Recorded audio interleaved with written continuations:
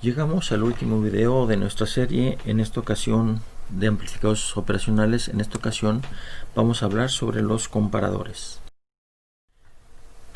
Recordando la curva del amplificador operacional, que tiene las entradas positiva, no inversora, y negativa, inversora, y una salida. La curva es básicamente dos líneas horizontales de saturación que muestran saturación, y la línea vertical, que es la que hemos estado manejando hasta este momento, introduciendo los ejes, ¿verdad? La línea vertical corresponde al voltaje de salida y la línea horizontal a la diferencia de potenciales. Recuerden que esta curva que estamos mostrando aquí es una curva experimental, pero su el razonamiento matemático que nos llevó a ella también fue presentado anteriormente. En esta curva, el voltaje de salida, ¿verdad?, es un voltaje de saturación 1, que es la parte de arriba, si la entrada no inversora tiene mayor potencial que la inversora. Voltaje de saturación 2, que es la de abajo, si la parte, ya en el tercer cuadrante, si la parte no inversora tiene un potencial menor que la parte inversora. Y el eje vertical entre las dos voltajes de saturación, que es la región lineal que habíamos estado manejando hasta ahora, ¿verdad?, donde los potenciales son prácticamente iguales. Nosotros lo manejamos como iguales, sabemos que la diferencia es de unos cuantos microvoltios. Y lo que vamos a hacer ahora es nos vamos a concentrar en solamente la parte de saturación. Podemos forzar a que un amplificador operacional siempre esté en saturación si no le damos ninguna realimentación de la salida hacia la entrada, es decir, el circuito distingue claramente lo que está a la izquierda y a la derecha del amplificador operacional y no hay ninguna conexión entre los dos, salvo posiblemente tierra y las fuentes de alimentación, pero también cuando proporcionamos una realimentación positiva. Fíjense bien en la posición del amplificador operacional en las entradas. Si cambiamos el menos y el más, tenemos un amplificador no inversor. Ahora la realimentación es a través del más. Y por esa razón, este circuito es, desde el punto de vista de amplificadores, inestable. Siempre va a estar en saturación debido precisamente a esta realimentación positiva. Una aclaración importante cuando nos referimos a la realimentación negativa es al circuito en sí completamente, no solamente al amplificador aislado. Aquí tenemos este ejemplo. Este es un amplificador de ganancia positivo 2 y vemos que en la parte de arriba tenemos un amplificador inversor, pero con las entradas cambiadas. El menos es el que va a tierra. Este circuito sí funciona. Si lo cambiamos tratando de corregir lo que hubiéramos podido decir que era un error, nos encontraremos que el circuito va a estar siempre saturado. La entrada ABS va a determinar si va a ser high o low. No vamos a discutir más estas cuestiones, solamente era para aclarar que hay que ver más cosas que lo que vemos en este curso para trabajar totalmente el aspecto de realimentación positiva y negativa. Ya entrando a una definición formal, los símbolos que usamos para el comparador son el mismo del amplificador operacional, o al mismo se le incluye una figurita interna que muestra que está saturado.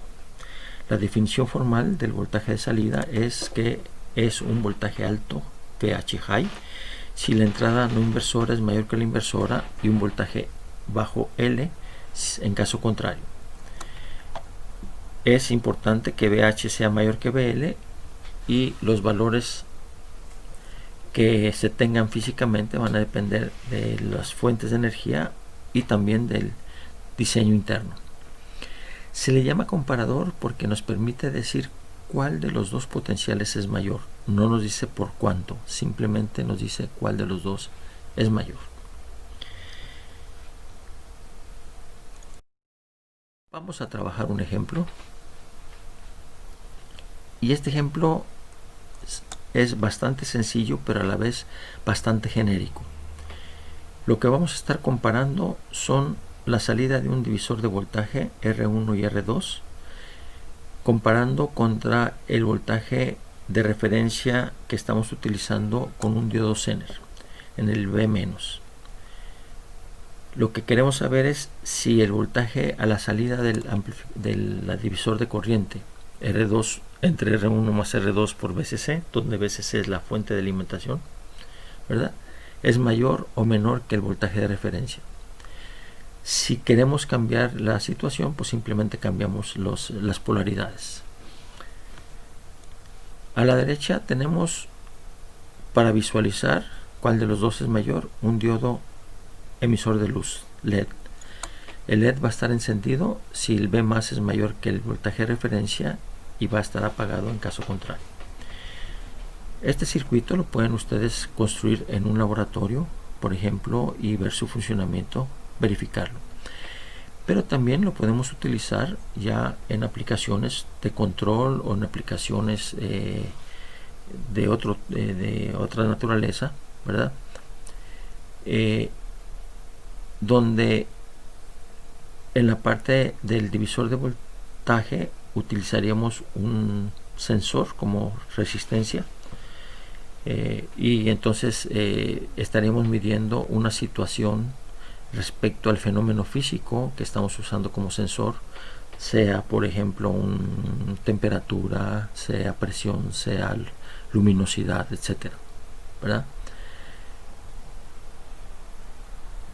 Y a la derecha, en lugar de un LED, podríamos conectar un circuito de alarma, o podríamos conectar un circuito que se activara para corregir alguna anomalía. Para poner un ejemplo práctico, vamos a considerar el siguiente divisor de voltaje. Como resistencia R1 vamos a usar un termistor NTC 103R en paralelo con una resistencia de 10 kiloohmios.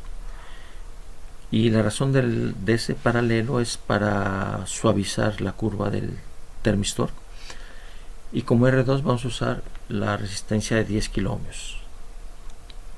Los datos sobre este termistor los encuentran ustedes en este sitio de internet, donde está la hoja de datos o simplificada.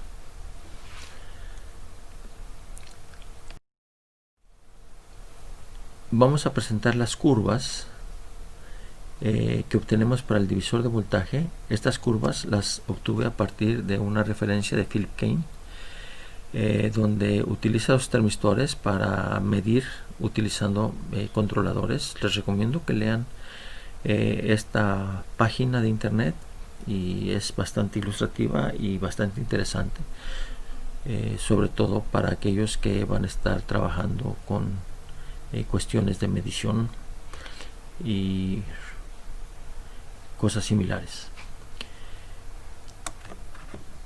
El comportamiento de la resistencia R1 con respecto a la temperatura. Recuerden que R1 es el paralelo de 10 kiloohmios con el termistor NTC 103.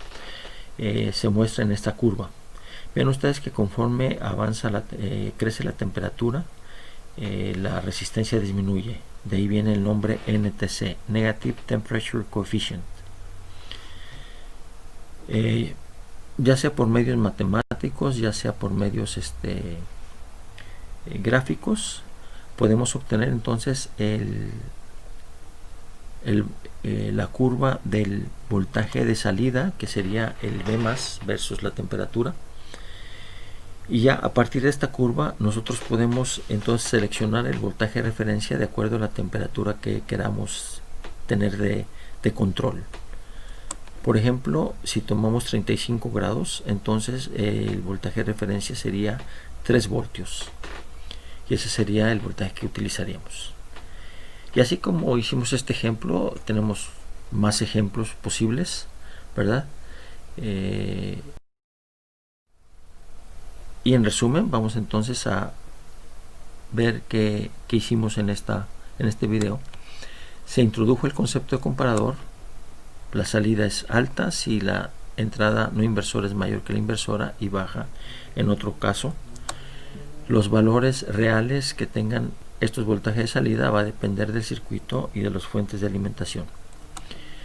El amplificador operacional lo podemos usar como comparador si lo forzamos a que siempre esté en saturación, siempre se mantenga en saturación.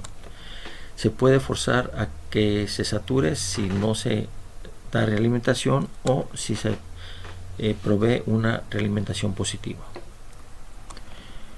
Podemos también utilizar un comparador comercial, el cual se está forzado a estar siempre en saturación.